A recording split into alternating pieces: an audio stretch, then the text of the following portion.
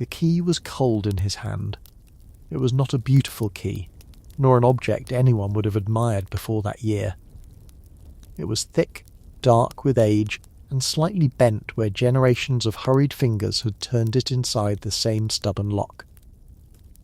Yet on this quiet morning, sometime after the first great wave of plague had passed through England, it represented more wealth than the man holding it had expected to control in his entire life. The cottage in front of him had belonged to his mother's older brother. Before the sickness, the house had been crowded. His uncle had lived there with a wife, 2 sons, a daughter, a young servant and an elderly relative who slept beside the hearth during winter. Now the shutters were closed. Weeds had begun to rise around the threshold. A wooden cup remained on the table, a cloak hung from a peg, and grain had been stored for mouths that would never return to eat it. Somewhere behind the cottage stood a cow with no master, 2 narrow strips of cultivated land, several useful tools, and a small chest containing clothing better than anything the surviving nephew owned. The village court had decided that the property would pass to him. Several closer heirs had existed only months earlier. They were all dead. Let us call this survivor Thomas. He is not one individual whose complete story can be recovered from a single medieval record. He is a careful reconstruction drawn from the kinds of inheritances, vacant holdings, labour disputes and household transfers that appear repeatedly in the surviving evidence. His situation, however, was entirely possible. He had entered the cottage as a poor man, and would leave it with a house, livestock, tools, clothing and a claim to land. Nothing had been stolen. No neighbour had been cheated. The local customs had been followed, the appropriate dues would be paid, and the inheritance was legally his.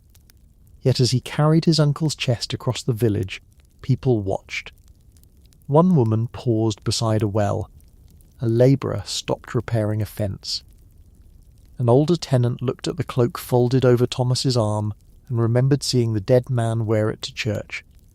Nobody congratulated the new owner. The property had come to him through grief, but grief did not make the property invisible.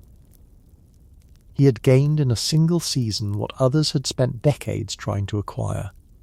This was one of the disturbing realities created by the Black Death. The disease did not manufacture houses, fields, animals, tools or silver coins. It removed enormous numbers of people who had previously owned, rented, inherited, cultivated and competed for them. The physical world remained after many of its inhabitants disappeared. Roofs still required repair, sheep still needed to be moved, grain still had to be cut before rain ruined it. Workshops still contained unfinished orders, beds, chests and cooking vessels remained inside homes where entire family lines had been broken. Every surviving object raised the same quiet question: who controlled it now? For some people, the answer produced an astonishing concentration of opportunity. A distant relative might inherit several properties because everyone standing closer in the family line had died.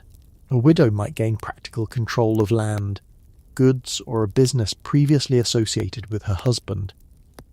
A tenant might take over abandoned acres that had once been divided among several households.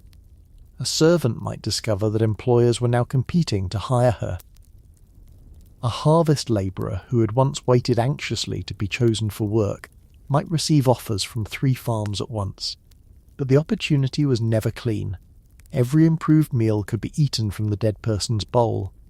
Every newly acquired field could be traced to an empty household. Every rise in wages reminded landowners that the people they had once treated as replaceable were no longer easy to replace. Surviving the Black Death could make someone wealthier, better fed, and more independent. It could also make that person appear greedy, disobedient, and dangerously ambitious. This is the story of how catastrophe altered the price of human labour, moved property into unexpected hands, and made ordinary survivors the targets of laws, rumours, and resentment. It is also a story that requires caution, because not every survivor became rich, not every region changed in the same way, and no material improvement could compensate for the destruction of families. The plague did not reward the living. It created a world in which fewer living people had to divide the work, land and possessions that remained. To understand how strange this new world seemed, we must first return to the decades before the plague, when England contained more people and fewer opportunities. By the beginning of the 14th century, generations of population growth had placed serious pressure on the countryside. Land suitable for cultivation was valuable, and many households worked holdings too small to provide complete security. Families might combine farming with seasonal labour, craft production, animal keeping, brewing or service in another household. England was not economically frozen. Land could be transferred, labour could be hired, credit could be extended, and disputes could be taken before local or royal courts. Yet many rural people still lived close to poverty, and the supply of workers often exceeded the number of attractive positions available. A landowner dissatisfied with one labourer could usually find another. A servant who complained about poor food or low payment risked being replaced.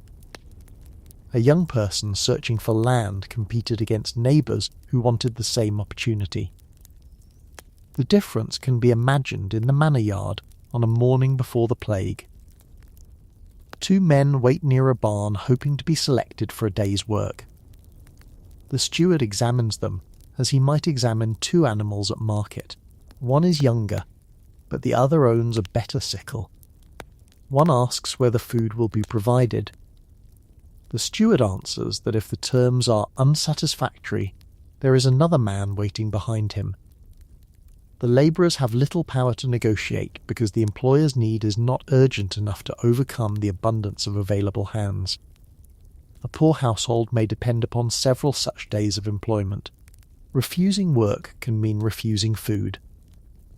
Leaving one village for another may require permission, money, contacts, and the confidence that a better position actually exists. The employer chooses. The workers hope.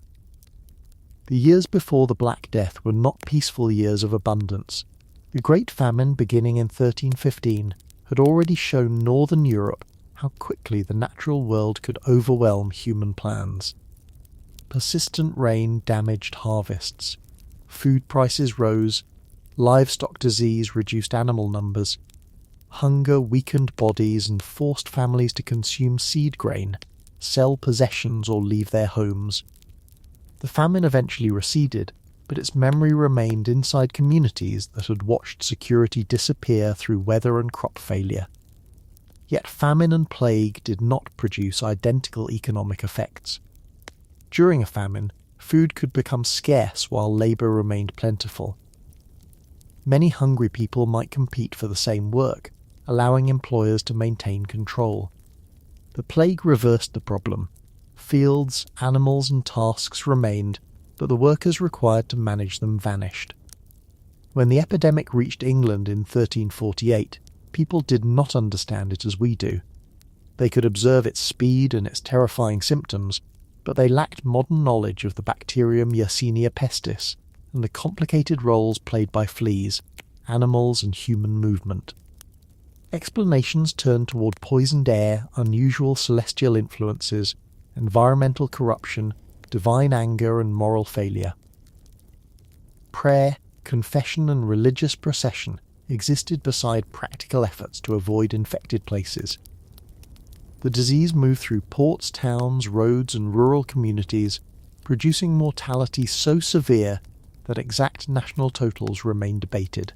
Local studies vary considerably, but historians generally agree that the first outbreak and the repeated plague waves that followed removed an immense proportion of England's population. In some communities, the losses reached or exceeded half the inhabitants. For the people experiencing it, however, the plague was not a percentage.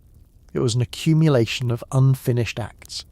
A woman died before the bread in her oven had completely cooled. A carpenter left a roof open to the rain. A shepherd failed to return for animals that still followed familiar paths. A priest who had buried several parishioners was buried by another priest, who might himself be dead within days.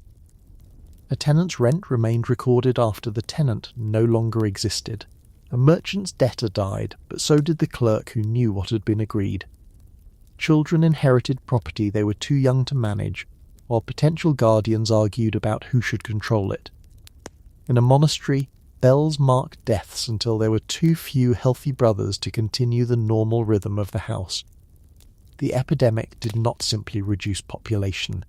It broke the relationships that allowed property, labour, memory and responsibility to move smoothly from one day to the next. After the first violence of the outbreak passed, survivors encountered a silence that was economic as well as emotional. Imagine standing at the edge of cultivated fields in late summer. The grain is ready.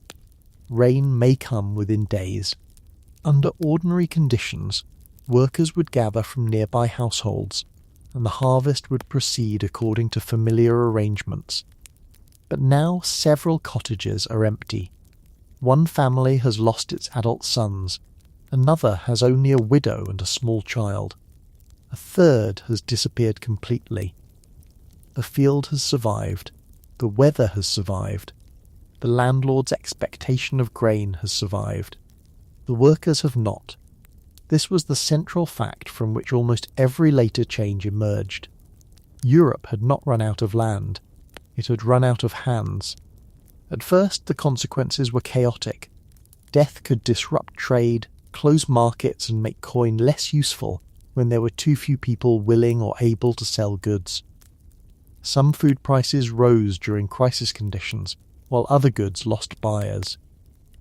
Animals might be neglected, harvests missed, and workshops abandoned.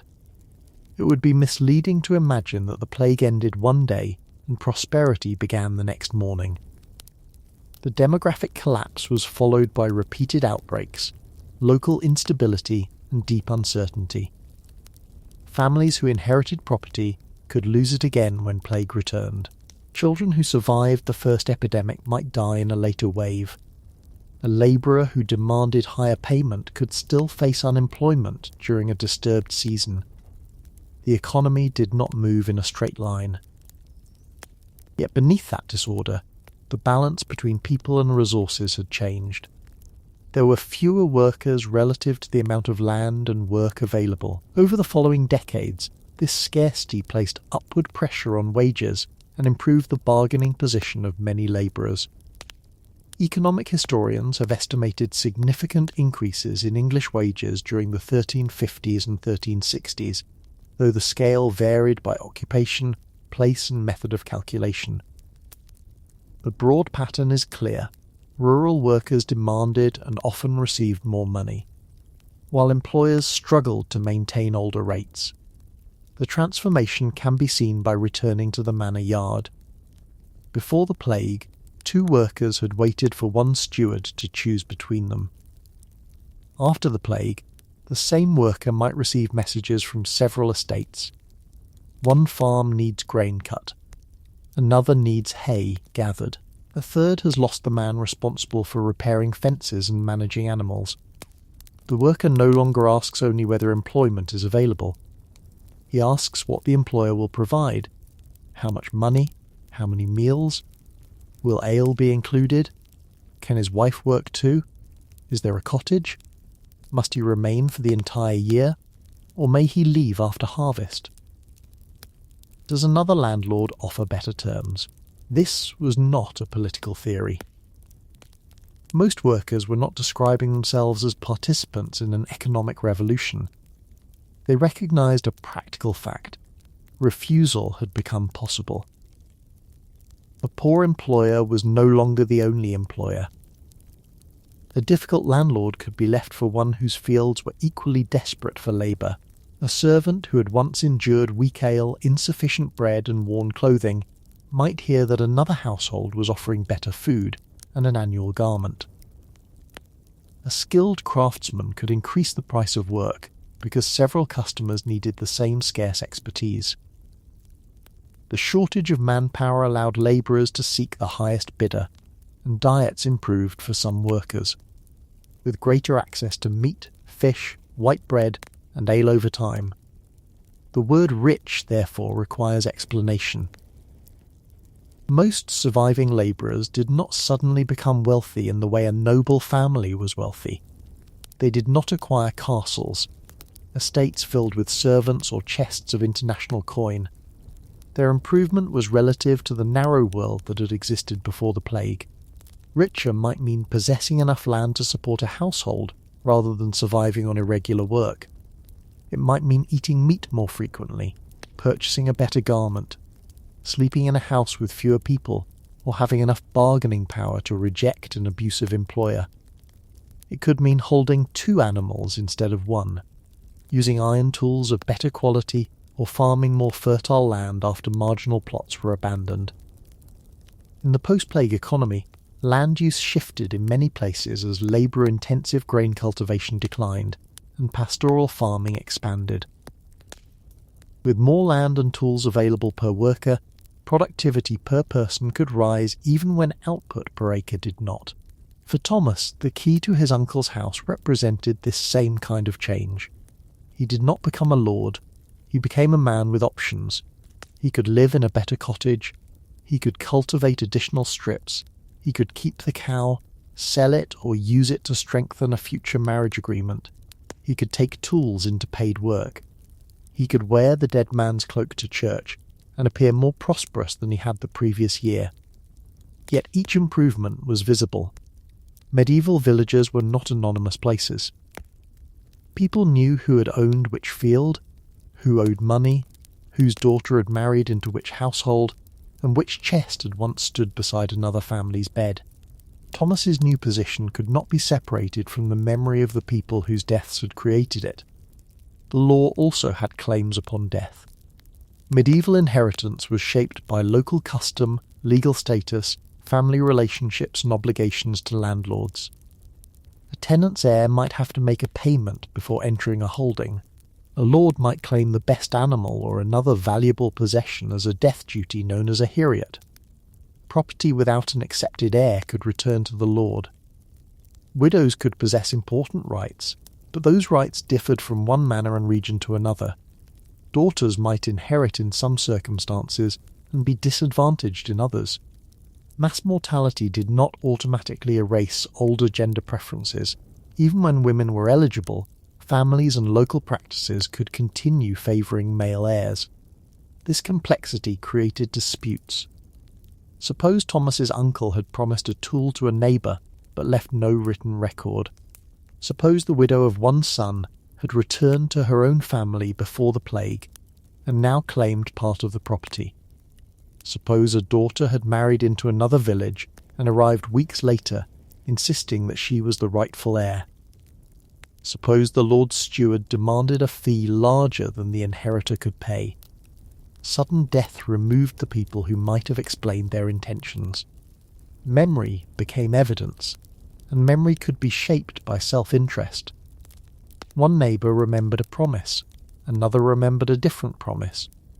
The person who gained possession might be legally correct and socially distrusted. The movement of goods could feel almost indecent. A cloak fitted a new body. A cooking pot appeared over a different hearth. The widow remarried, and the new husband slept in a bed purchased by the old one. A child inherited from 3 branches of a family that had vanished. A distant cousin arrived from another county and claimed fields known locally for generations. People were forced to watch private grief become public redistribution. This helps explain why survivors who improved their condition could become hated. Envy alone was not the entire cause. Their rise challenged the moral language used to justify hierarchy. Before the plague, low wages and limited choice could be described as natural features of the social order. Lords commanded, tenants obeyed, servants accepted their place, and labourers worked for customary payment. After the plague, ordinary people began behaving as though conditions could be negotiated. From the perspective of employers, this did not look like a rational response to scarcity. It looked like moral corruption. The surviving labourer was accused of demanding too much. The servant was condemned for abandoning a household. The tenant was criticised for seeking better land. The widow who managed property could be viewed as unnaturally independent. The craftsman who raised his price became an opportunist. People whose bargaining power had increased were not praised for understanding the new economy. They were accused of exploiting death. Royal government responded with extraordinary speed. In 1349, the Ordinance of Labourers attempted to control wages and compel able people to work. 2 years later, the Statute of Labourers developed this policy further. The legislation sought to limit payments, restrict the movement of workers, prevent employers from attracting servants with better offers, and require able-bodied people to accept employment. The aim was to preserve something close to pre-plague labour conditions, even though the population that had supported those conditions no longer existed. In practice, the law contained a contradiction. Landlords wanted wages controlled, but each landlord also needed workers before his own harvest failed. An employer might publicly support the statute and privately offer extra money, food or clothing. A steward could report labourers for demanding more while quietly exceeding legal rates when no one else was available. Workers could be prosecuted, and the regulations were not meaningless, but legislation could not replace the dead. It could punish one surviving man. It could not produce the second man required to finish the field. The old order had survived the plague, but it no longer possessed the same number of people through whom to exercise its power. Landowners still controlled property, the monarchy still issued laws, manorial courts still recorded obligations. Gender hierarchy, social rank and legal inequality remained. Yet beneath those structures, the value of a living worker had changed. Thomas does not know any of this in the language historians will later use. He does not speak of labour scarcity, demographic shocks, or changes in the land-to-labour ratio. He only knows that the steward who ignored him 2 years earlier now wants to know whether he is available for harvest. He knows that the neighbouring manor offers more money. He knows that the inherited cow might allow him to negotiate a better marriage. He knows that his uncle's cottage is larger than the room where he once slept. He knows that people are watching him. Late in the evening, he unlocks the inherited door again. Dust moves through the last light. The house is still filled with the dead family's arrangement of the world. A bench remains beside the wall. A wooden bowl waits near the hearth. Inside the chest are 2 shirts, a belt, a woolen cloak and a small purse. Thomas touches the fabric carefully. He has never owned clothing of this quality.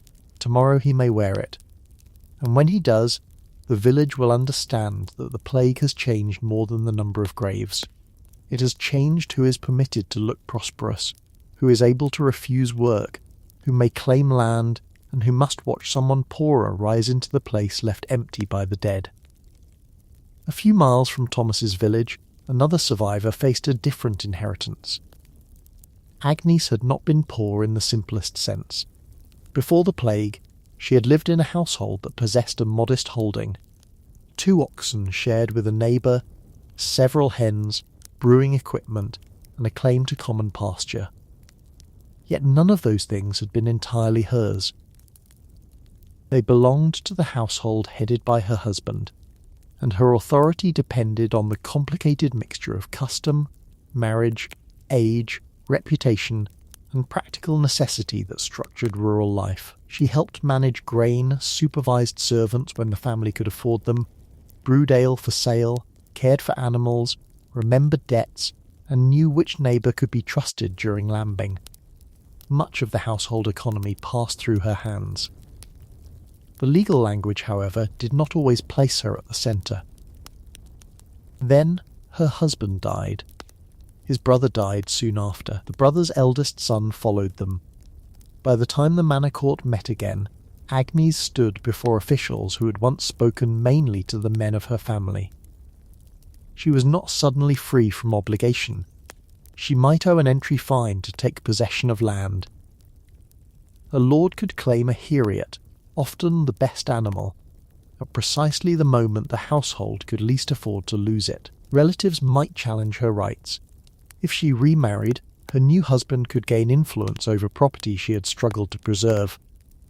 If she remained unmarried, neighbours might question whether she could perform the labour expected from a tenant household. Widowhood offered room, but the room had been carved out by death and surrounded by people ready to measure how she used it. For some women, the labour shortage after the plague expanded the number of choices available. Female casual wages rose with the scarcity of workers, and women could find employment in agriculture, domestic service, brewing, textile work, retail, and the many forms of temporary labour that medieval records only partially reveal. A young woman who once entered service because her family had too little land might discover that several households wanted her. The terms of service could include not only coins, but food, lodging, clothing, and the chance to save for marriage. In a world where a yearly garment mattered, an employer's promise of better cloth was not a small detail. It was part of the wage, yet the opportunities were uneven. Women did not simply step into a new age of equality. Custom still favoured men in many forms of inheritance. Female workers were often paid less. Marriage could place control of property in a husband's hands. Employers might hire women when labour was scarce and dismiss their skill once male labour became easier to obtain. A widow who managed a holding successfully could still be treated as temporary, as though the land waited for another man to arrive. The post-plague world opened doors, but many of those doors remained narrow, watched, and capable of closing. Agnes understood this without needing a lawyer to explain it. She knew that the oxen could not plough by themselves. She knew which field had the best soil and which strip collected water after rain. She knew how much grain would be needed for seed, how many days of outside labour the household could afford, and which debts her husband had postponed. What she did not know was whether the men sitting in judgment would treat that knowledge as evidence of competence, or as a reason to pressure her into remarriage. The court allowed her to continue. The decision did not transform her into a great landholder.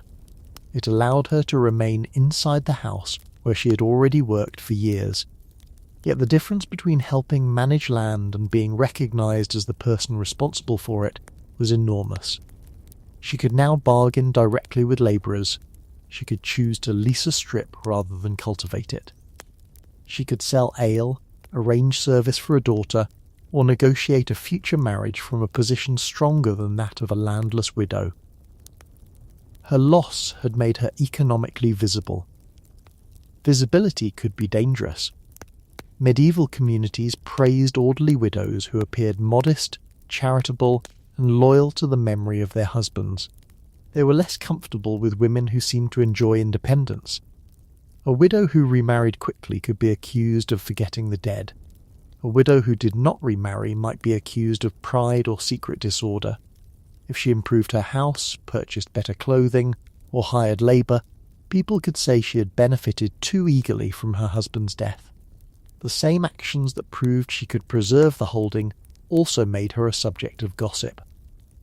The plague intensified these tensions because death moved property faster than custom was designed to manage. A woman might inherit from her husband, then from a brother, then from a child who died in a later outbreak. A daughter who had once seemed unlikely to receive land could become the only surviving heir. Families attempted to direct property toward preferred male relatives, but mortality repeatedly disrupted their plans. Some holdings passed through several people in a few years, each transfer creating fees, disputes, and opportunities for those able to survive long enough to receive them. Urban women encountered related changes. In a town, a widow might continue a workshop, complete contracts, collect debts, or manage apprentices. She may already have known the trade intimately. Medieval production often depended on family households in which husband, wife, children, servants and apprentices worked together. The death of the male master did not erase the widow's knowledge. It did, however, force officials and customers to decide whether they would recognise her authority. In some places and trades, widows could continue for years. In others, guild rules and local custom pushed them toward remarriage or withdrawal. The shortage of workers made it harder to ignore skilled women. A brewer who produced reliable ale, a spinner who worked quickly, a servant who could manage a dairy, or a healer trusted by local families possessed knowledge that could not be replaced by a royal command. Scarcity made practical ability more visible. It also made that ability more expensive. This is one reason the post-plague economy cannot be understood only through the wages of adult men. Households survived through combinations of labour. Women planted, weeded, harvested, brewed, spun, sold, cared, carried, cleaned and negotiated. Children guarded animals and gathered fuel. Older people preserved memory and supervised tasks. When plague removed several members of one household, the survivor did not simply inherit goods. The survivor inherited the labour of the dead as a list of responsibilities. Agnes's better position, therefore, did not feel like leisure. Her days became fuller. She rose before light to check the hearth, counted grain, argued over a damaged fence, hired a young man for harvest, and worried that he would leave if another tenant offered more. She sent her daughter to market with ale, and wondered whether the road was safe. She considered selling one ox because the pair was expensive to maintain, then remembered that hiring a team at ploughing time now cost more than it had before the plague. The holding gave her security. It also gave her problems once solved by people who were no longer alive. Her greatest advantage was choice. Before the epidemic, a poor widow might have been compelled to accept the first marriage or service arrangement available. Afterward, in regions where land and work were easier to obtain, she could sometimes delay. She might remain unmarried while managing property, select among suitors, or demand that a future husband respect arrangements made for her children. A young woman in service could move between employers. These choices should not be romanticised. They existed within poverty, legal inequality, and persistent danger. But choice itself had value. Employers noticed. Moralists complained that servants were unwilling to remain in their place. Officials worried about workers leaving before the end of contracts. Landlords objected when tenants abandoned poor land for better terms elsewhere. Women were included in these anxieties, especially unmarried servants whose mobility challenged the desire of authorities to keep labour predictable. A woman travelling to a new employer could be described as disorderly even when she was responding logically to better wages. The language of disorder concealed a struggle over who had the right to improve. Elites accepted that a lord should seek profitable tenants, and that a merchant should buy cheaply and sell dearly. They were less comfortable when a dairymaid, harvest worker, or domestic servant compared offers in the same way. What looked like wise management from above could be condemned as greed from below. Agnes eventually hired a servant named Alice, another composite figure representing the young women who moved through late medieval households. Alice had lost both parents but not all her connections. An aunt in a neighbouring village knew that Agnes needed help. The agreement provided lodging, meals, a small annual payment, and cloth at the end of the term. Before the plague, Alice might have accepted without discussion. Now she asked whether she would be permitted to visit her aunt after harvest. She asked what kind of cloth would be provided. She asked whether brewing work would earn anything beyond the annual payment. Agnes was irritated by the questions because every extra promise reduced the value of the arrangement to her. She also understood them. Only a few years earlier, her own labour had been hidden inside marriage. Now she was an employer complaining about the demands of another woman whose scarcity made her valuable. The post-plague world did not divide neatly into winners and losers. The same person could benefit in one role and suffer in another. Agnes gained land as a widow, but she paid more for hired help. Thomas inherited a cow, but the Lord demanded a death payment.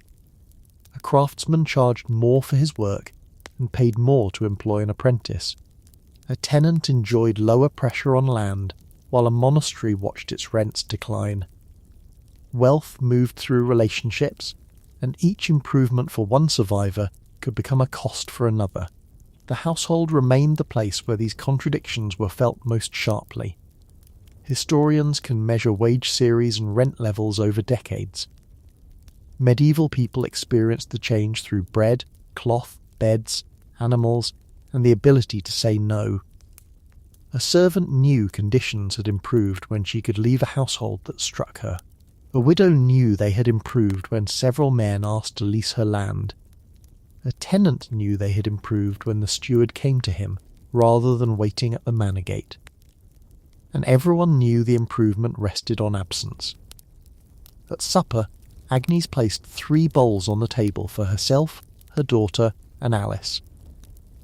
There had once been 7 people in the household. The room felt larger now, though no wall had moved. The bread was better than it had been in the Hungary years before the plague. There was a small portion of meat in the pot. Alice wore a newer woolen dress than a servant of her mother's generation might have expected. These were real material gains. 4 places remained empty. No economic argument could fill them. If the Black Death changed power, it also changed the contents of ordinary rooms.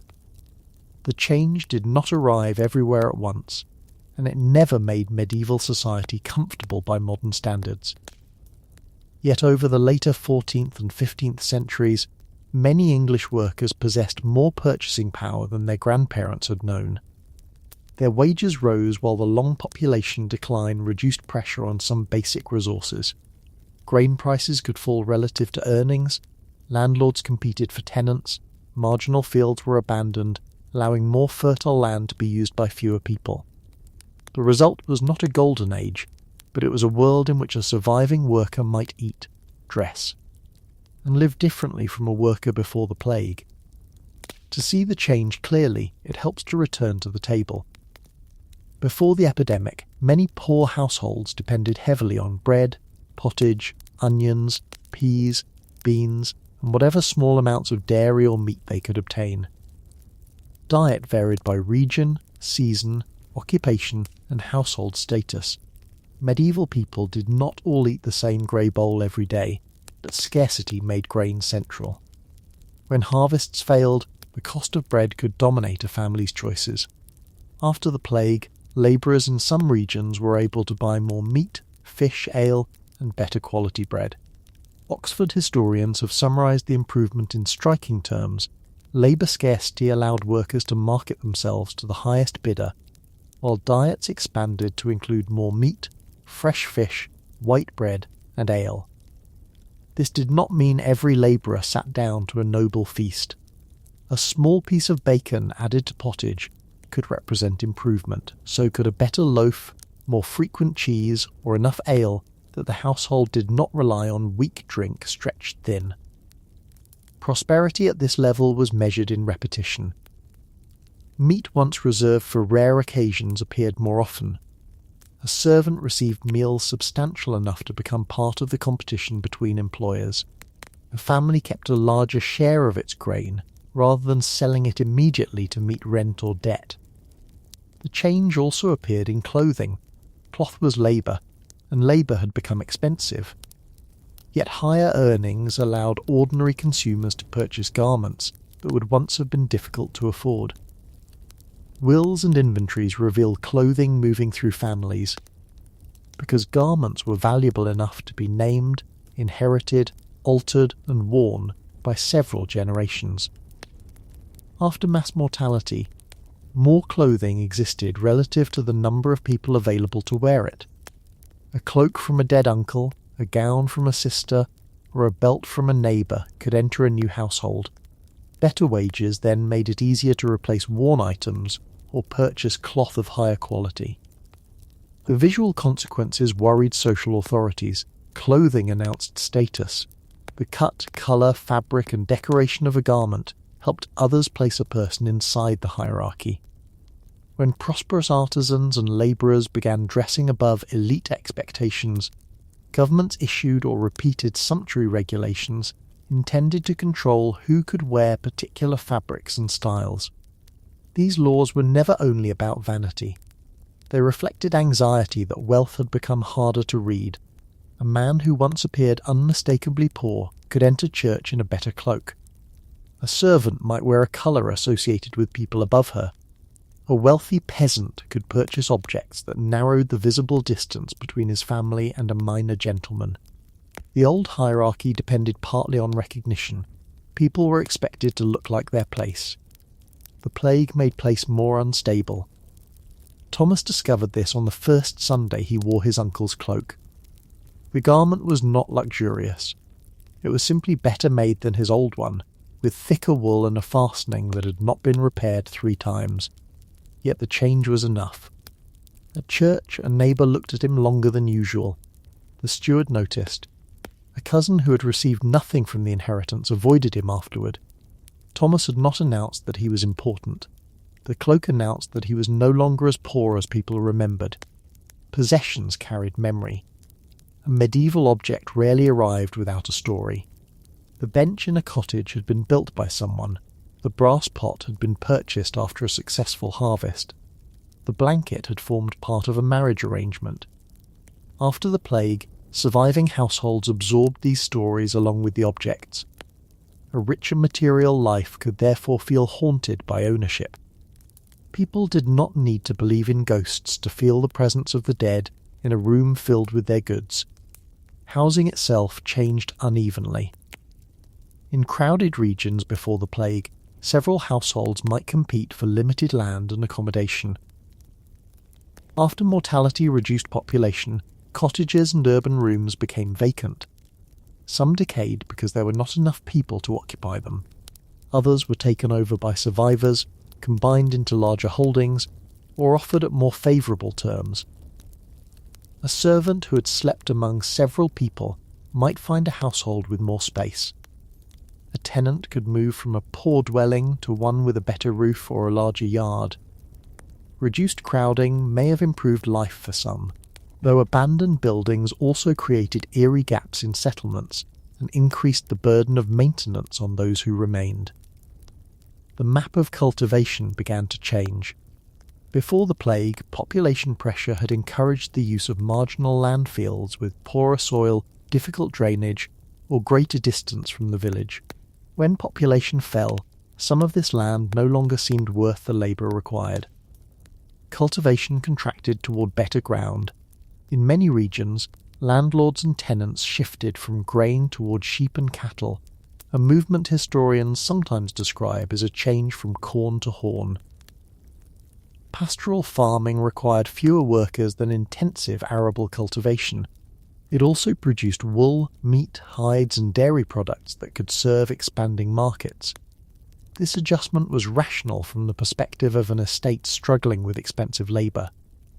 It could also remove work. A field of grain demanded ploughing, sowing, weeding, reaping, binding, carrying and threshing. Pasture required different and often fewer hands. The same plague that raised wages encouraged landowners to reorganise production in ways that reduced their dependence on workers.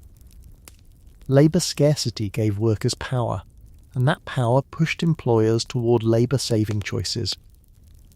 The result was a negotiation carried out through the landscape. An abandoned ridge and furrow field, slowly returning to grass, recorded the new price of labour. A larger flock of sheep represented a landlord's attempt to survive higher wage costs. A village with fewer cottages and broader holdings showed how survivors combined land that had once supported several households. Not all landlords reacted in the same way. Some leased their demesne land the portion traditionally managed for the lord's own profit to tenants, rather than attempting direct cultivation. Leasing transferred risk and reduced the need to supervise large hired workforces. Other estates lowered rents or entry fines to attract occupants. A lord who had once selected among tenants now faced vacant land that produced nothing unless someone agreed to take it. The bargaining reversal could be humiliating. Before the plague, a tenant might petition for access to a holding. Afterward, the steward might search for someone willing to accept it. Records from manors across England show repeated concern with vacancies, labour services, rents, and the difficulty of preserving older arrangements. The extent of change varied widely, but the direction was unmistakable.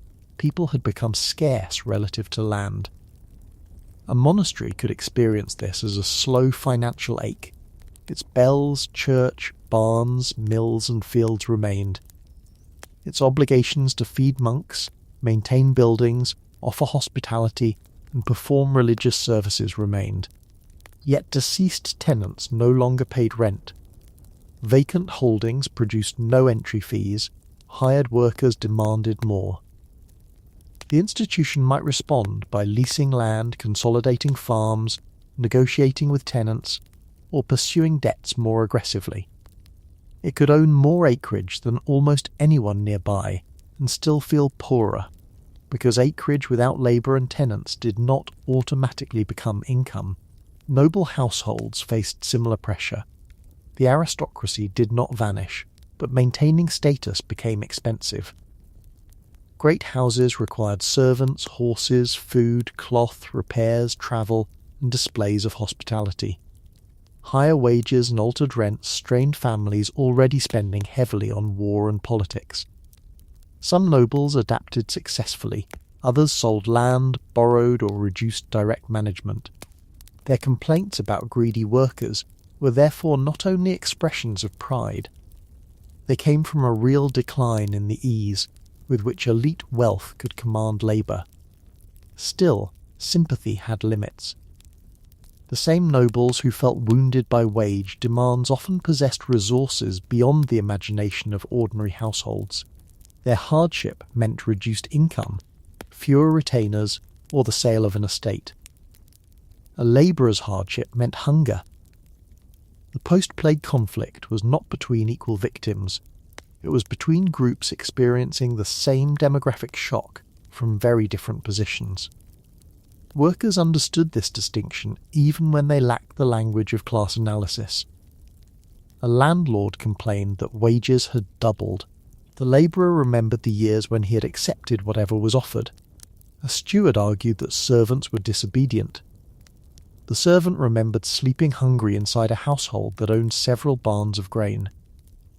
The plague did not create resentment between rich and poor, but it gave older resentment a new bargaining structure. In towns, the story became more complicated. Urban mortality could be severe, and cities continued to attract migrants from the countryside. Crafts needed apprentices, journeymen, labourers, carriers, vendors, and domestic servants. Death created openings in guilds and workshops, but access remained controlled. A young worker might enter a trade more easily because masters needed labour. At the same time, guild regulations, citizenship rules, and the cost of tools could limit upward movement. Some families acquired shops or houses through inheritance. Others arrived with nothing and remained vulnerable to disease, rent, and unstable employment. The city offered anonymity unavailable in a village. A person wearing inherited clothing could move through a crowd where fewer people knew its previous owner. That anonymity could help migrants reinvent themselves. It could also remove the support of neighbours and kin.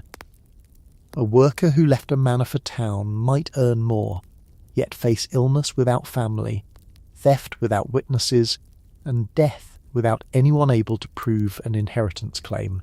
Money moved differently after the plague as well. Fewer people meant fewer consumers for some goods, but higher earnings supported demand for others. Historians of late medieval consumption have noted growing expenditure on varied food, clothing, furnishings, and small luxuries. The change did not transform peasants into aristocrats. it expanded the market beneath the aristocracy.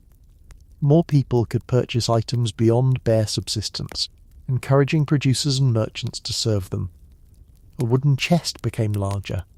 A house acquired an extra blanket. A woman owned 2 gowns rather than 1. A labourer purchased a metal buckle. A family served food on a pewter dish. None of these objects would appear in a royal chronicle. Together, they show why the later Middle Ages could feel materially different. They also show why elites became anxious. Consumption made private improvement public. A higher wage could be hidden in a purse, a new coat could not. Better food altered bodies, celebrations, and household reputation. A larger farm changed who hired whom. The visible world began to display the economic consequences of mass death. Thomas's village feast provided one of those moments. The occasion was ordinary, a religious festival followed by food, ale, music, and the temporary loosening of daily restraint. Before the plague, the poorer tenants remained clearly separated from the most prosperous households by what they could contribute and wear. Now the distinctions were less secure. Thomas brought meat from the inherited cow's offspring. Agnes supplied ale. Alice wore a gown made from the cloth promised in her service agreement. A craftsman who had raised his rates purchased a bright belt that drew criticism from an older landholder. Nobody had become noble. But several people had become harder to dismiss. The feast remained peaceful. The resentment did not need to become violence to matter. It appeared in jokes about servants who thought themselves ladies, complaints about labourers too proud to work, and stories that sudden heirs had manipulated dying relatives. Humour allowed the old hierarchy to defend itself without admitting fear. The fear was simple. If ordinary people could eat better, dress better, move more freely, and choose among employers, what else might they begin to question? The royal government had already begun asking that question. The Ordinance of Labourers in 1349 and the Statute of Labourers in 1351 were not abstract statements about morality. They were attempts to force daily life back into an earlier shape. The law declared, in effect, that the old price of labour should remain even though the number of labourers had collapsed. Able people without independent means were expected to work. Employers were not supposed to tempt them with excessive payment. Workers were not supposed to travel freely in search of better terms. Those who refused reasonable employment or accepted unlawful wages could be punished.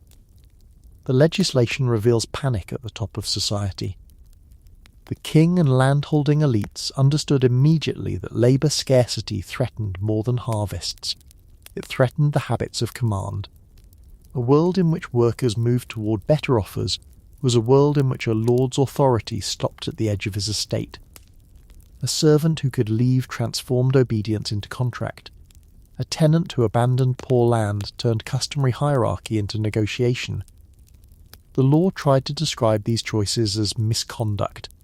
Labourers were said to be idle, malicious, or greedy. They were accused of demanding wages that no honest person should ask. Yet the workers had not created the shortage. Their new price came from the deaths of other workers.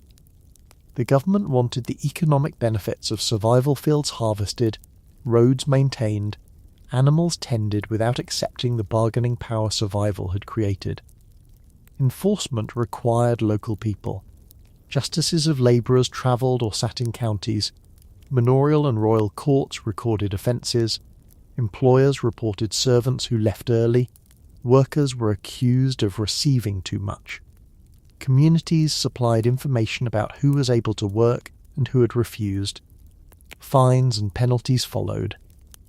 The law entered ordinary conversations because one neighbour could become evidence against another. This did not mean every accusation was truthful.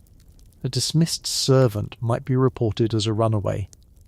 An employer who had promised extra payment could deny the agreement after the work was done. A neighbour angry over inheritance could describe a survivor as idle.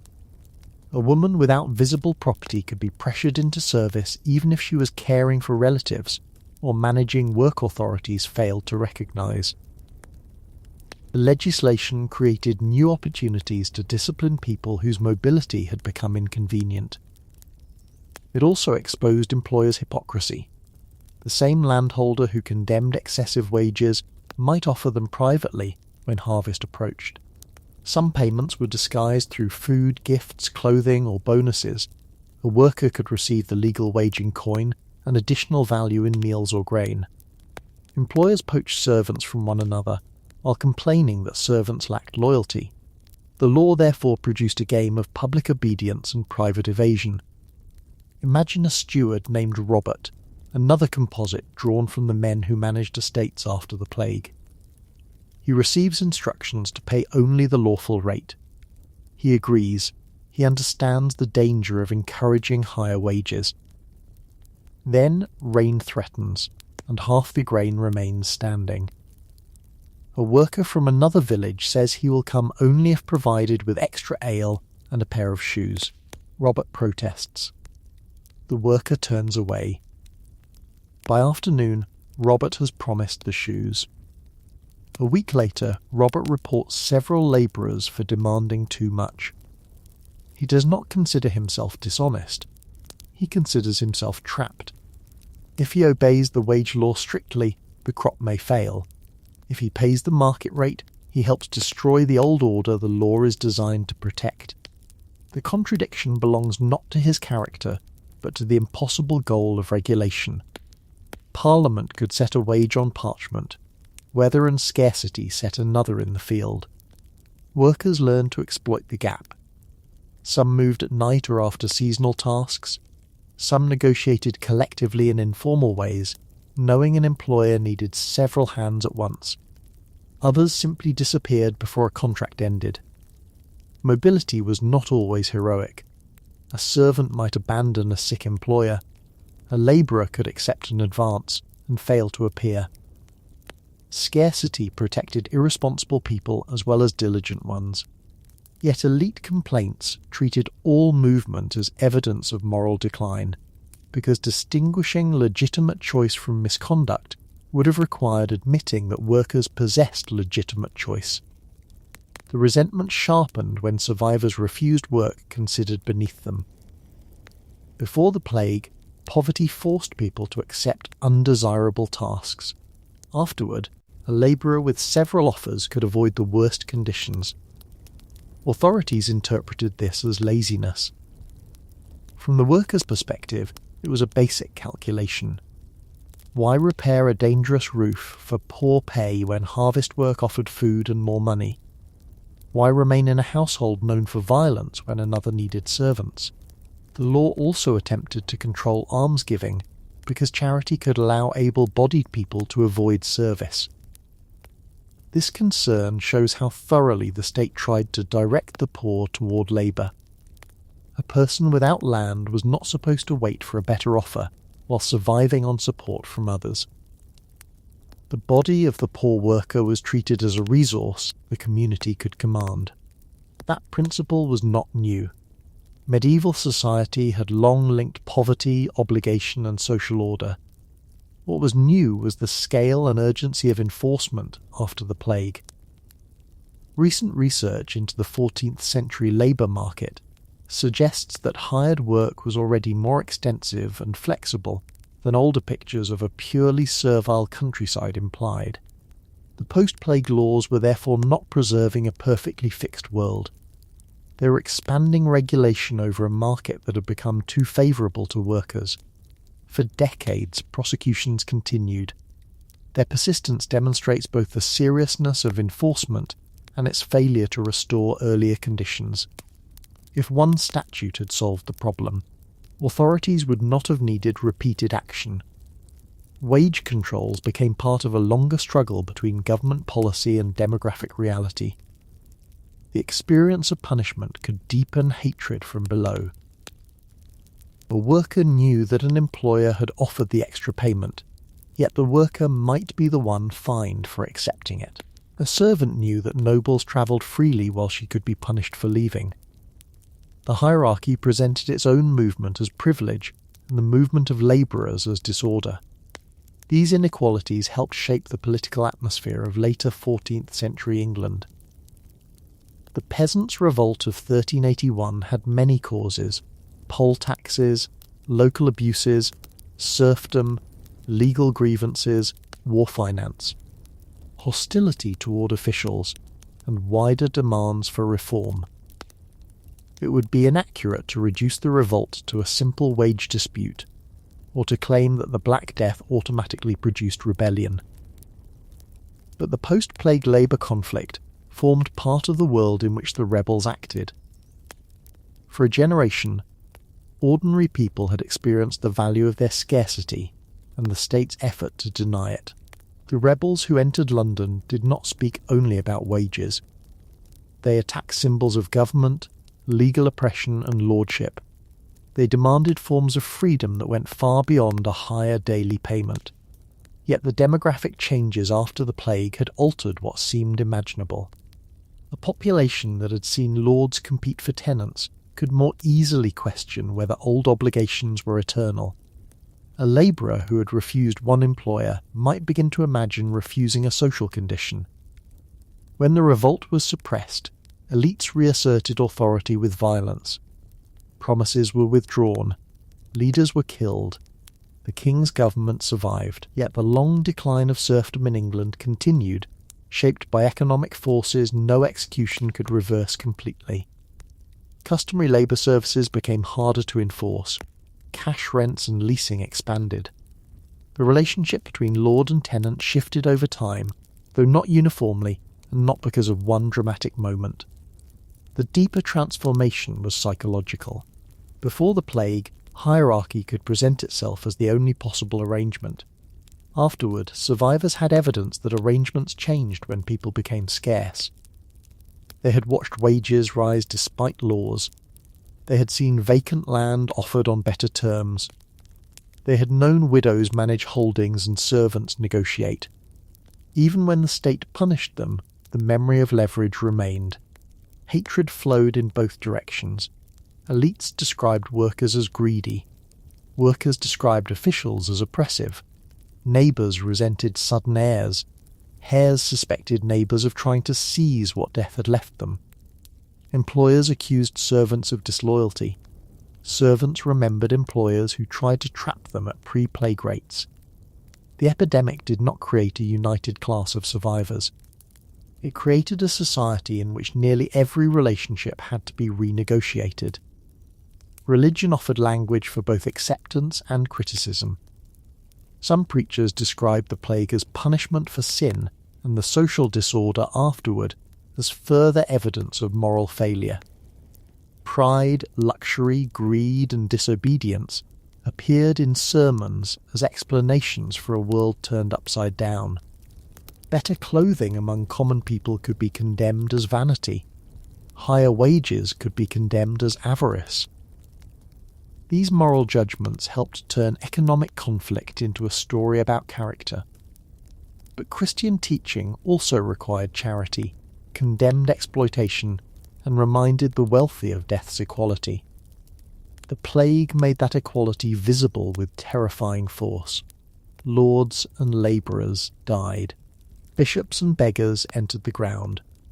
A survivor could listen to a sermon on humility, while knowing the priest himself now struggled to hire a servant. Religious institutions possessed land and authority, yet they too had lost tenants and clergy. Some monasteries adapted by recruiting, leasing and reorganising, others never recovered their earlier scale. Parish churches faced vacancies. The death of clergy created opportunities for younger men to receive benefices, sometimes with less training than authorities preferred. Here too, scarcity created advancement. A cleric who might have waited years for a position could obtain one because several predecessors had died. This pattern appeared across occupations. Death opened offices. A younger son inherited because elder brothers were gone. An apprentice became master sooner than expected. A minor official advanced because experienced colleagues had disappeared. the plague accelerated careers by removing the people above them. Rapid advancement generated suspicion. Was the new priest qualified? Was the new master competent? Had the heir manipulated the court? Did the widow truly understand the business? Survivors stepped into roles before communities were emotionally prepared to see them there. The question was not only whether they deserved the position, it was whether anyone could deserve a position created by so much death. Thomas felt this when the manor steward addressed him with a respect once reserved for his uncle. The words were polite, but the politeness carried resentment. Thomas now controlled land the steward needed cultivated. He could not be treated as the desperate labourer he had been. Yet neither man had forgotten that earlier version of him. Power remembers humiliation. So does poverty. England offers unusually rich records for studying these changes, but the broader European story was not identical everywhere. The Black Death crossed regions with different legal systems, patterns of landholding, urban networks, and political institutions. Labour scarcity could raise wages in one place, while landlords elsewhere tightened control. Property might become more evenly distributed in one community and more concentrated in another. The same disease entered different societies and produced different negotiations. In parts of Western Europe, reduced population increased the amount of land available per person and improved the bargaining position of rural workers. In some towns, artisans and labourers could demand more. In parts of Eastern Europe over the longer term, landlords responded to demographic and commercial pressures by strengthening forms of serfdom rather than allowing greater mobility. Italy's densely urban regions experienced plague within economies shaped by merchant wealth, craft guilds, banking, and powerful city governments. The consequences for a Florentine textile worker, an English tenant, and a Castilian shepherd could not be reduced to one model. Even within England, local custom mattered. A manor with flexible leasing practices might attract tenants quickly. Another with heavy obligations could remain vacant. A village where daughters commonly inherited might respond differently from one where families strongly preferred male heirs. Towns recovered population through immigration at different rates. Coastal regions connected to trade-faced opportunities and renewed exposure to disease. The Black Death was a shared catastrophe, but the survivors' fortune depended heavily on where survival occurred. The word rich therefore becomes most misleading when it suggests a universal outcome. Many survivors remained poor. Landless labourers could earn more and still lack security during illness or winter. Orphans lost the adults who would have trained, protected, and introduced them to employers. Migrants arriving in towns could find work, but no recognised claim to charity or community support. Elderly survivors might inherit goods they lacked the strength to use. A child could receive land while a guardian consumed its income. Some households accumulated dependents faster than property. A woman might inherit her sister's children along with a small chest. A surviving brother might become responsible for aged parents, nieces, and nephews from several dead families. A larger holding could support them, but it could also disappear through fees, debt, and poor harvests. The plague redistributed obligations as well as assets. Repeated outbreaks made every gain fragile. The first wave of 1348-49 did not end plague in England. Further epidemics returned, including the severe outbreak of 1361-62 that killed many younger people who had escaped the first visitation. Later waves continued through the medieval and early modern centuries. Families could rebuild and be broken again. Property might pass from parent to child and then to a distant cousin within a few years. This chronic return changed the meaning of planning. A survivor who had inherited land could not assume the inheritance would create a stable dynasty. A widow who rebuilt a business could lose apprentices in the next outbreak. A village that filled vacant holdings could watch them empty again. Wealth acquired after plague came with the knowledge that plague might revisit the household without warning. Thomas's imagined family illustrates the uncertainty. Suppose he marries and has 2 children.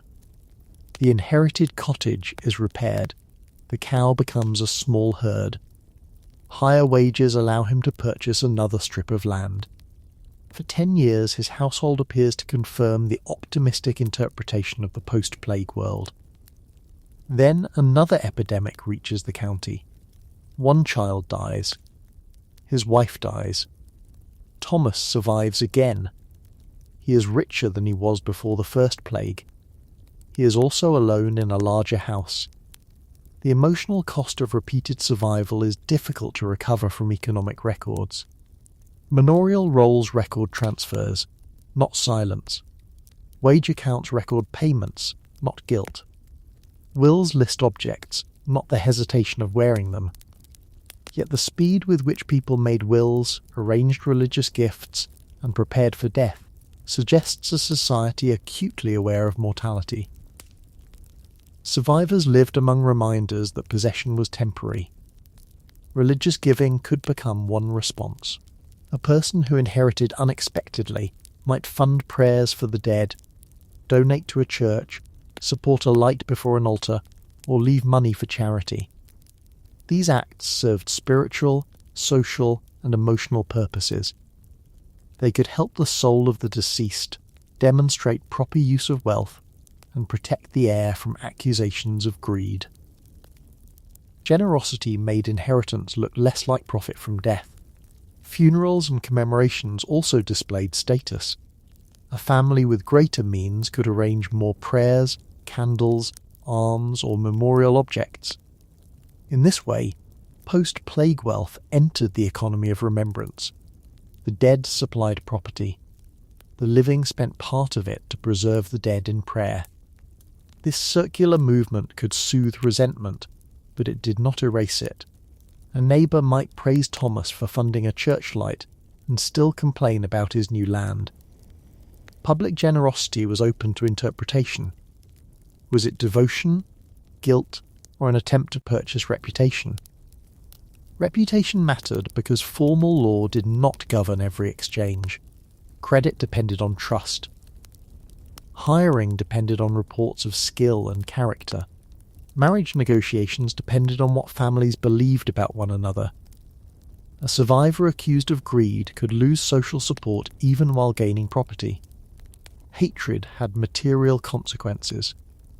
Village hostility might appear in damaged fences, disputed boundaries, withheld testimony, or refusal to cooperate during harvest. A person with more land needed neighbours more, not less. Open field agriculture, common pasture, shared animals and collective obligations required coordination. Sudden wealth could not purchase independence from the community. The inheritor therefore walked a narrow path. He had to use the opportunity without appearing to celebrate its cause.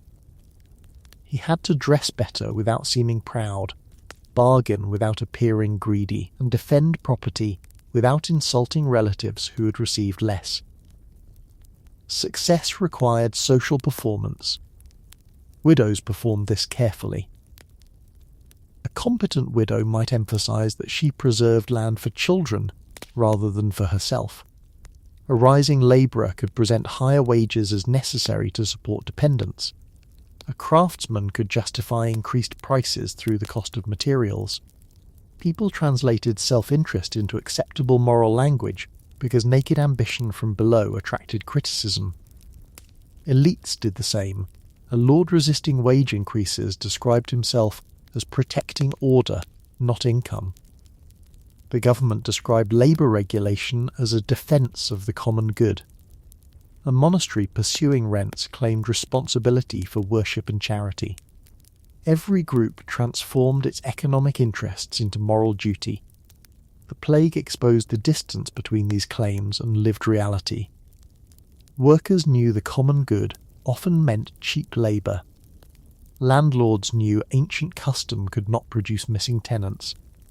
Widows knew praise for female modesty could hide attempts to control their property. The epidemic did not remove ideology, but it made its practical purpose easier to see. The most successful survivors learned to move through several systems at once. They understood law, custom, market, kinship, and reputation. Thomas needed the court to confirm his inheritance, wages to improve his household, neighbours to cooperate, and church ritual to honour the dead. Agnes needed property rights, servants, family alliances, and a reputation for respectable widowhood. Neither could rely on money alone. This complexity helps explain why modern descriptions of a post-plague golden age feel incomplete. Real wages did rise. Diets improved for many. Labourers gained leverage. Land became more available. These changes were profound. But wealth remained relational. The worker was richer because the employer needed him. The widow was stronger because male relatives had died. The heir possessed more because other heirs no longer existed. Every gain was tied to another person's loss. The inequality of gain could be extreme. A distant noble inherited entire estates. A peasant inherited one cow. A landless orphan inherited nothing. Merchants able to purchase distressed property could expand holdings. Lords with sufficient capital adapted while weaker landlords struggled. Institutions collected land when heirs failed. Mass death did not flatten hierarchy. It rearranged parts of it. In some communities, wealth may have become less concentrated among elites because ordinary survivors gained access to land and goods. In others, powerful families absorbed abandoned property. Scholars continue to debate the long-term distributional effects across Europe. The cautious conclusion is not that the plague made everyone richer or more equal. It increased the resources available per survivor, while institutions and families fought over who would capture them. That fight occurred in small choices. Who took the empty cottage? Who kept the deceased tenant's animal? Who received the apprentice's tools? Who married the widow? Who became guardian of the child heir? Who paid the funeral debt? The grand economic transformation was built from thousands of intimate decisions. Consider a child named John, the only survivor of 3 siblings. His father dies first, followed by his mother and 2 older brothers. John inherits a holding, but he is 8 years old. An uncle becomes guardian. The uncle manages the land, collects income, and claims expenses. When John reaches adulthood, he may receive a valuable property. He may also discover that animals were sold, buildings neglected, and money consumed. On paper, plague made him an heir. In childhood, it made him dependent on the honesty of adults. Or consider a merchant's daughter whose father, husband, and brothers die. She knows the business, but male creditors doubt her authority. She possesses account books she can read only partly, goods that may spoil, and debts owed by people who sense weakness. Her inheritance is substantial. So is the danger of losing it. The post-plague world rewarded knowledge as much as survival. People who knew how to manage land, read accounts, navigate courts, or maintain commercial contacts could turn inherited assets into lasting wealth. Those without such knowledge might sell quickly. The death of experienced adults therefore created both opportunity and a shortage of guidance. Communities attempted to repair this through apprenticeship, remarriage, guardianship, and collective memory. A widow married a craftsman who could continue the shop. A child entered the household of a relative. A landlord combined 2 holdings under one capable tenant. A monastery hired a clerk from elsewhere. Migration filled gaps. Every new arrival altered the village or town. People came from regions with different customs and accents. They married into local families, took abandoned land, and replaced the dead in occupations. Survivors sometimes welcomed them because labour was needed. They also resented outsiders who acquired opportunities once expected to remain within local kin networks. The hatred in the title was therefore not always directed at a familiar neighbour. It could target migrants seen as profiting from local death. A man from another county arrived to lease vacant land and was treated as though he had taken it from the graves. A servant entered a household and inherited through marriage. An urban newcomer purchased a workshop from a widow under pressure. Mobility carried opportunity and suspicion together. Over time, the newcomers became neighbours. Their children forgot which houses had once stood empty. The material gains of the post-plague world became ordinary life. Better wages no longer felt like a shocking rebellion, they became expected. Land reorganised around the reduced population. The dramatic moment of redistribution faded into a new social landscape. But memory lasted longer than policy. Families remembered that a field had come through the plague. Churches remembered donors whose gifts followed sudden inheritance. Surnames disappeared from records, replaced by others. Boundaries preserved old ownership in local stories.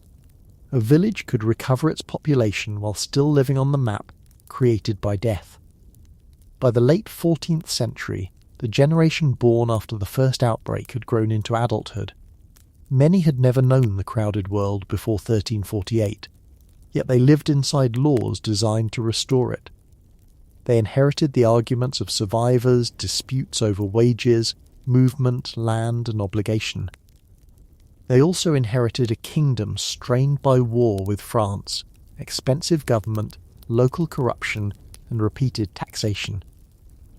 The poll taxes of the 1370s and 1380s placed new pressure on households. Their design and enforcement varied, but they reached deeply into ordinary communities. Officials attempted to count people who did not wish to be counted. Families concealed members, disputed ages, and resisted collectors. The final tax before the revolt of 1381 demanded a level of payment that many considered intolerable. Taxation alone did not create the rebellion, but it supplied the immediate spark to a landscape already dry with resentment. In Essex and Kent, resistance spread rapidly. Villagers attacked records of servitude and debt. Rebels targeted lawyers, officials, and symbols of lordship. They moved toward London, carrying demands that combined specific grievances with a wider rejection of inherited social subordination. The movement included prosperous peasants, artisans, labourers, local leaders, and people whose motives were not identical. It was not a simple army of the poorest against the rich. It was a coalition formed inside the changing society of the post-plague decades. The famous preacher John Ball was later associated with the question, when Adam delved and Eve span, who was then the gentleman? Whether every detail of later reports can be trusted, the idea captures the revolt's challenge. If all human beings descended from the same first parents, what justified permanent lordship? The question turned Christian creation into social criticism. The rebels entered London, buildings associated with unpopular officials were attacked, prisoners were released, the Archbishop of Canterbury and the royal treasurer were killed. The young King Richard II met rebel groups and made promises, including concessions connected to freedom and lordship. At Smithfield, the rebel leader Wat Tyler was struck and killed during a confrontation. The king managed to calm the crowd, but the government soon withdrew its concessions and punished participants. The revolt failed in its immediate revolutionary aims. Serfdom was not abolished by royal declaration in 1381. Wage laws did not vanish. Lordship remained. Yet the rebellion revealed how far the political imagination of ordinary people had travelled. A generation earlier, elites had feared workers demanding higher pay. Now rebels demanded a restructuring of social relations. The Black Death did not write these demands. The connection must remain careful. War, taxation, legal abuse, local conditions, religious ideas, and the personalities of leaders all mattered. But the plague changed the material foundation beneath the debate. Workers and tenants had spent decades watching authorities attempt to hold down wages and mobility. They knew the economy needed them. They had experienced opportunities unavailable to earlier generations. The revolt emerged from a society in which the value of ordinary people had risen faster than elite willingness to acknowledge it. After 1381, the gradual decline of serfdom in England continued. Lords increasingly accepted cash rents and negotiated tenures. Tenants purchased releases or simply found old services difficult to enforce in a mobile labour market. The process differed by region and could be slow. Some customary obligations survived for generations, yet the long-term balance moved away from the tightly controlled labour services associated with earlier manorial arrangements. This change should not be imagined as a smooth march toward modern freedom. Landlords found new ways to secure income. Governments continued regulating labour and poverty. Inequality remained severe. Workers faced bad harvests, illness, warfare, and unemployment. The later medieval economy created opportunities without removing vulnerability. Still, something fundamental had shifted. The value of land depended more openly on the people willing to work it. The value of an estate could not be measured only in acres. A landlord needed tenants, labourers, servants, and consumers. The demographic shock forced elites to recognise a fact hierarchy had often concealed: wealth was produced through human relationships. The shift influenced marriage and family formation. In parts of northwestern Europe, young people commonly worked in service before marriage, saving money and gaining skills. Higher wages could allow some to marry later with greater independence, or to establish households on better terms. Women's access to work affected these patterns, though scholars debate the scale and duration of their gains. The plague did not liberate medieval women, but labour scarcity could widen the space between childhood and marriage, in which a young woman earned wages and made choices. Population recovered slowly. Recurrent plague, later marriage, and economic adjustment kept numbers below early 14th century levels for generations. This prolonged scarcity helped sustain higher real wages. A temporary shock became a long social era. The later Middle Ages therefore acquired a distinctive mixture of loss and consumption. Churches filled with memorials to the dead. Towns invested in buildings. Households purchased more varied goods. Literature mocked social climbers while depending on an audience increasingly aware of status competition. Laws attempted to classify dress. Employers complained about servants. All these details belong to the same world: more resources per person, more movement, more visible aspiration, and continuing attempts to protect hierarchy. One of the most important long-term changes was the conversion of inherited advantage into family strategy. Survivors who gained land tried to preserve it. They arranged marriages, wrote wills, trained children, and invested in tools or livestock. A windfall produced by death could become the foundation of a stable household if it survived the next outbreak. Thomas, now older, thinks differently about inheritance than he did when he first carried the chest from his uncle's cottage. At first, the property felt temporary and morally dangerous. Years of work have made it his in practice.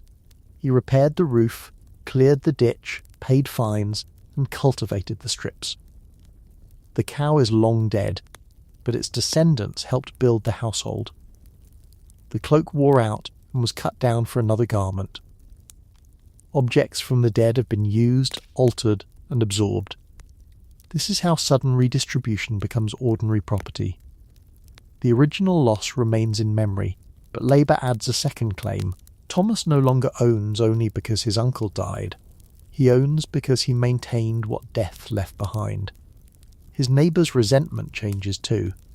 Some continue to call him fortunate. Others need his help.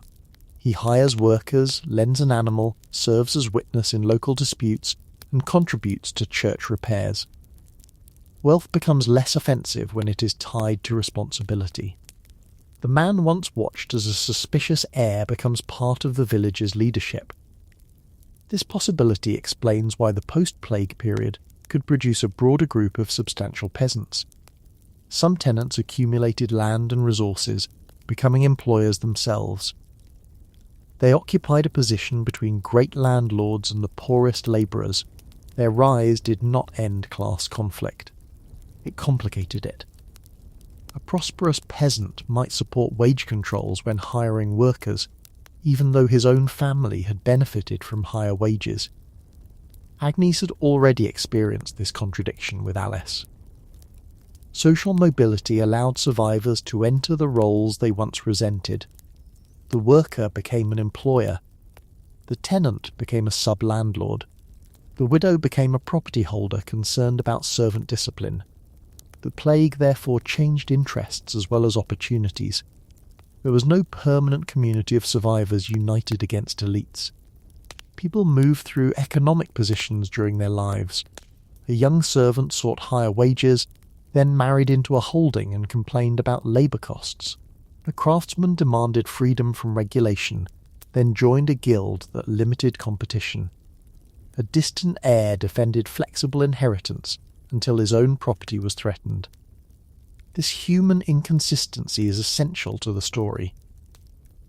We often imagine social transformation as a struggle between fixed groups. Medieval lives were less tidy. Households combined wage work, landholding, craft, service, and trade. A person could be poor in coin and rich in land, free in law and trapped by debt, powerful inside a household and weak before a lord. The Black Death did not simplify society. It shook people into new combinations. It also altered the relationship between countryside and town. Higher rural wages could slow migration, but urban vacancies attracted newcomers. Town governments encouraged settlement when taxpayers and craftsmen were needed. Migrants carried rural connections into urban markets. Goods moved through a denser network of exchange even while overall population remained low. London recovered through migration, despite repeated plague. Smaller towns experienced varied fortunes. Some benefited from regional trade, others declined as routes and industries shifted. The post-plague economy redistributed population as well as property. For merchants, the reduced population created both problems and niches. Fewer customers could weaken demand, but wealthier survivors wanted better goods. Trade in cloth, food, metalware, and imported items adjusted. A merchant who understood new tastes could prosper. One tied to an old market might fail. The consumer of modest luxuries became more important. The political consequences extended beyond revolt. Kings needed taxes from a changing population. They negotiated with representative institutions, towns, and landholders. War demanded soldiers and money. Labour scarcity could strengthen bargaining at multiple levels, not only in the field. Governments that wanted resources had to manage communities more capable of withholding them. Yet the state also grew more ambitious in regulation. The labour laws were part of a wider effort to record, classify, and discipline economic behaviour. The plague encouraged government intervention because elites feared uncontrolled change. Disaster did not simply weaken authority. It gave authority reasons to expand. This dual movement, greater leverage from below and stronger regulation from above, shaped the later medieval world. Workers moved, laws pursued them. Wages rose, statutes condemned them. Tenants negotiated, lords revised contracts. Women found work, officials scrutinized service. Consumption expanded, clothing laws attempted to restore visible rank. Neither side won completely. That is why the transformation endured. The later medieval landscape carried the transformation quietly. A traveller crossing England decades after the First Plague would not see an economy labelled before and after. He would see grass growing over ridges once ploughed for grain. He would pass villages where several house plots had become gardens or pasture. He would enter towns where new families occupied workshops whose earlier owners survived only in old accounts. He might notice more sheep, fewer labour services, and tenants holding larger parcels of land. The evidence appeared as absence shaped into routine. Inside churches, memory took material form. Names were read during prayers. Candles burned for souls. Donors funded altars, images, masses, and charitable distributions. Some gifts came from wealth accumulated through long work. Others came from inheritances that would never have reached the donor without plague. The religious life of the community absorbed the economic life of the epidemic. For survivors, giving could express gratitude, fear, obligation, and guilt at once. A man who inherited from 3 dead relatives might worry that their souls required care. A widow who continued a profitable business might leave money for prayers for both husbands. A child heir reaching adulthood could restore a church object in memory of parents barely remembered. Wealth moved from dead households into living ones, then partly back into institutions dedicated to the dead. The process gave medieval prosperity a reflective quality. Possessions were useful, but they were also reminders.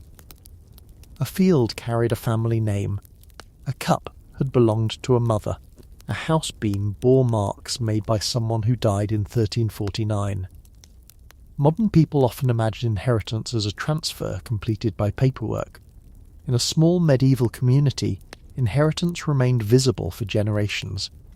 This visibility could soften hatred over time. The suspicious cloak eventually wore out. The cow became several animals, then disappeared into ordinary exchange. Children grew up believing the larger holding had always belonged to their household. The sharp moral question, did this person profit from death? Faded as labour, marriage and time created new claims. But the structural changes remained. Workers expected payment that acknowledged scarcity. Tenants expected negotiation. Widows and daughters appeared more often in property transactions, even where male preference continued. Landlords adjusted estates to a world of costly labour. Consumers purchased more varied goods. The old crowded balance had been broken.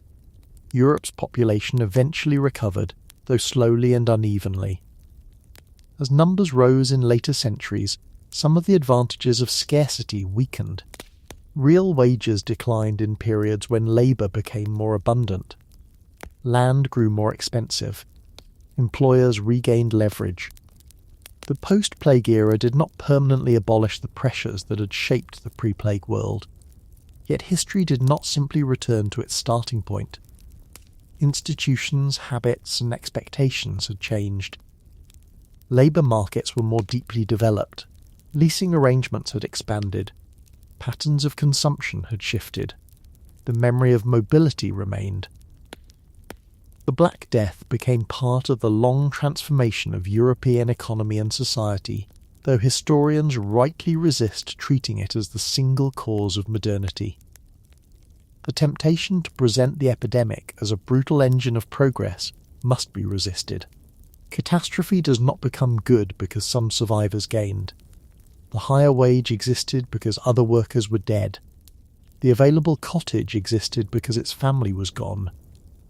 The improved diet could not restore parents, children, spouses, friends, priests, neighbours and craftsmen.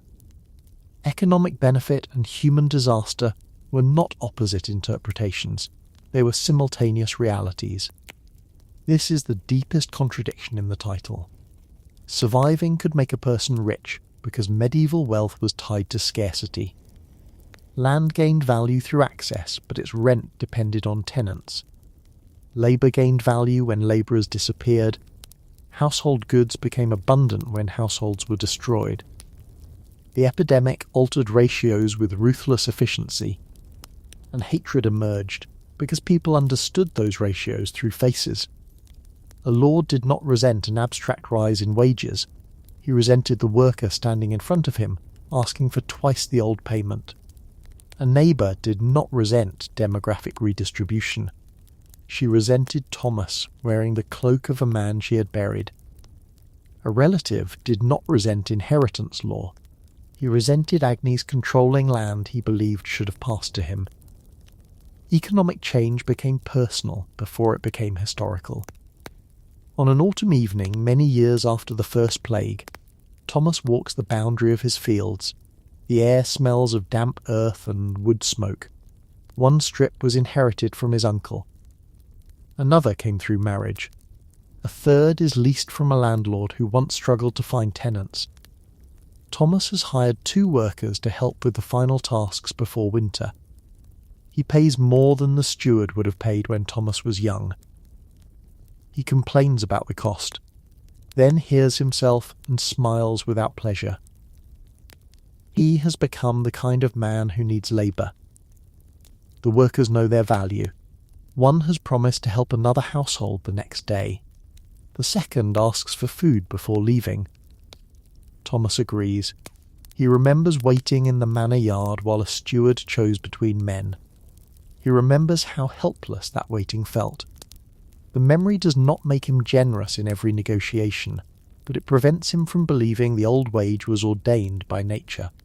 At the cottage, Agnes sits near the hearth with accounts that exist mostly in her memory. Her daughter has married and lives nearby. Alice completed her service years ago, saved cloth and coins, and married a man who leased vacant land. Their households remain connected through work, gossip, childbirth, illness, and exchange. The relationships created after the plague have become the village's new structure. Agnes's authority is no longer surprising. Younger people remember her as the person who always managed the holding. They do not recall how uncertain that authority seemed after her husband's death. Social change often becomes invisible when a generation grows up inside its results. The house still contains absences. An old bowl belonged to her husband. The brewing vessel was repaired by a brother who died in the second outbreak. She uses them without pausing every day, but memory returns unexpectedly. A familiar mark in the wood can open a room that no longer exists. Outside, the village bell sounds. It has marked births, marriages, work, worship, fire, death, and the passing of hours through several epidemics. During the worst months, it rang so often that sound itself became frightening. Now it returns to ordinary rhythm. Ordinary rhythm was one of the greatest achievements of the survivors.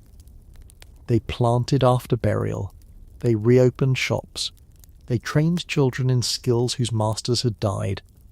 They argued over wages, repaired roofs, remarried, inherited, prayed, cheated, forgave, and complained. They did not rebuild medieval society according to a grand design. They assembled it from available people and abandoned things. The new society was not kinder in every way. Officials continued punishing labourers. Women remained constrained. Poverty survived. Outbreaks returned. War and taxation created fresh suffering. Rising households could become harsh employers. Those who gained security sometimes defended it against people still below them. But the survivors occupied more economic space. That space allowed negotiation. Negotiation allowed movement. Movement made hierarchy less certain. This uncertainty frightened those who had benefited from the crowded world. Cheap labour and competitive tenancy had looked natural when they lasted for generations. Once scarcity revealed they were conditions rather than commandments. Restoring them required law, punishment, and moral accusation. The anger directed at survivors therefore tells us as much as their wealth. People are rarely hated merely for possessing money. They are hated for crossing a boundary others consider fixed. The post-plague labourer crossed from replaceable to necessary, the widow crossed from helper to holder, the servant crossed from dependent to negotiator, the distant heir crossed from marginal relative to property owner. Each crossing exposed the boundary as human-made. The phrase rich and hated also describes the survivor's inner conflict. A person could welcome better food and feel ashamed of the reason it was available. He could enjoy space in a house and hear the silence of those who once filled it. She could defend inherited property while wishing the previous owner were alive to keep it. Gratitude and guilt could occupy the same room. Medieval sources rarely record this emotion directly for ordinary people. They preserve transactions, fines, wills, sermons, and disputes. Yet the pattern of memorial gifts, careful inheritance arrangements, and concern for reputation allows us to approach it. Survivors wanted property secured, and the dead remembered. They did not treat those goals as contradictory. A will could name clothing, animals, beds, tools and money, then direct prayers and charity. It linked material continuation to spiritual responsibility. The maker knew possessions would pass to living hands. The religious provisions asked that the transfer not sever the relationship between living and dead. The Black Death intensified this need because so many transfers occurred without preparation. People died too quickly to explain debts, settle quarrels, or arrange children. Later survivors responded by planning more carefully when they could. They had learned that a household could become evidence in a court before the hearth was cold. The law evolved through countless such cases.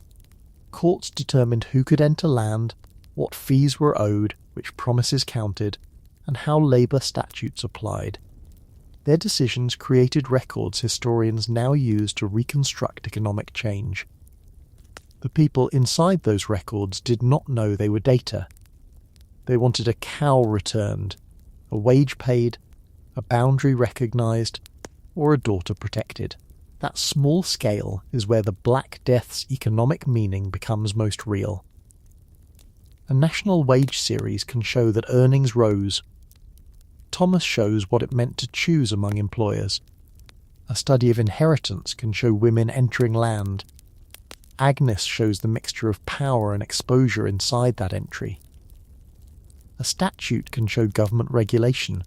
Robert the Steward shows why the same employer might violate the law he supported. A consumption record can show more meat. The 3 bowls at Agnes's table show improvement surrounded by empty places. The survivors were not characters in a simple moral lesson. Some behaved generously. Some exploited confusion. Some concealed goods before courts arrived. Some cheated child heirs. Some nursed neighbours at great risk. Some abandoned the sick. Some raised wages and lowered rents because they had no choice, then later described themselves as benevolent. Disaster enlarged human possibility in both directions. Hatred could also produce false stories. A suddenly prosperous person might be accused of stealing from the dead without evidence. A widow could be suspected of hastening a husband's death. A healer who survived while patients died could attract blame. An outsider leasing abandoned land could be treated as though he had brought the plague. Economic envy mixed easily with fear and superstition. Yet communities could not survive on suspicion alone. Harvest required cooperation. Children needed guardians. Animals wandered across boundaries. Roads, bridges, ovens, mills, and churches depended on collective use. People who resented one another still had to share the village. Over years, necessity formed new trust. Alice recommended a cousin for service. Thomas lent an animal to a neighbour who once mocked his inheritance. Agnes witnessed a marriage agreement. Robert the Steward accepted rents lower than his predecessor would have tolerated.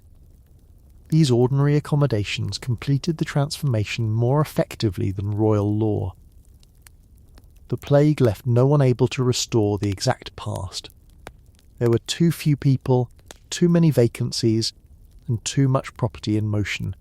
Even those who hated change had to live inside it. By the 15th century, visitors to many English communities encountered a countryside different from the early 14th century.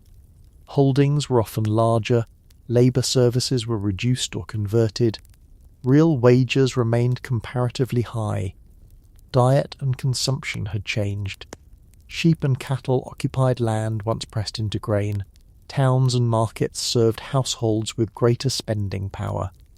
None of these changes was universal or irreversible, but together they formed one of the most consequential economic afterlives of the Black Death. The epidemic had arrived as a biological event. Its consequences moved through law, land, family, gender, work, food, clothing, migration, rebellion, and memory. It changed not only how many people lived, but how the living valued one another. That value was often expressed in money. It was also expressed in attention.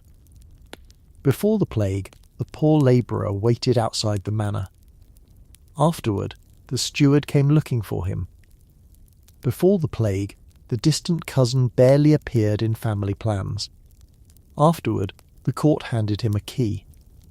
Before the plague, the widow's knowledge was absorbed into her husband's household.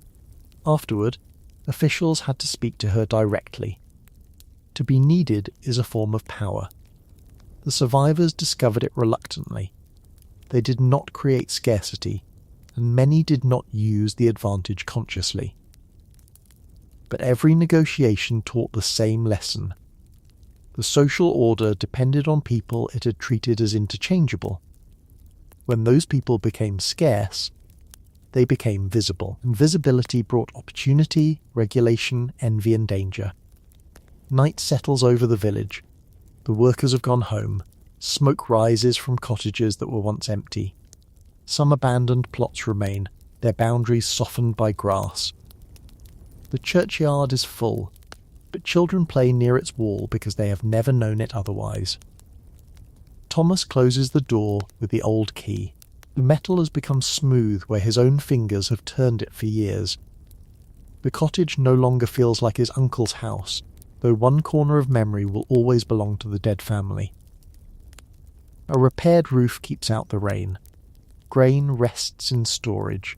Better blankets cover the beds. His children know hunger, but not with the constancy he knew before the plague. He has more land, more tools, more choice, and more standing in the village than the young labourer waiting in the manor yard could have imagined.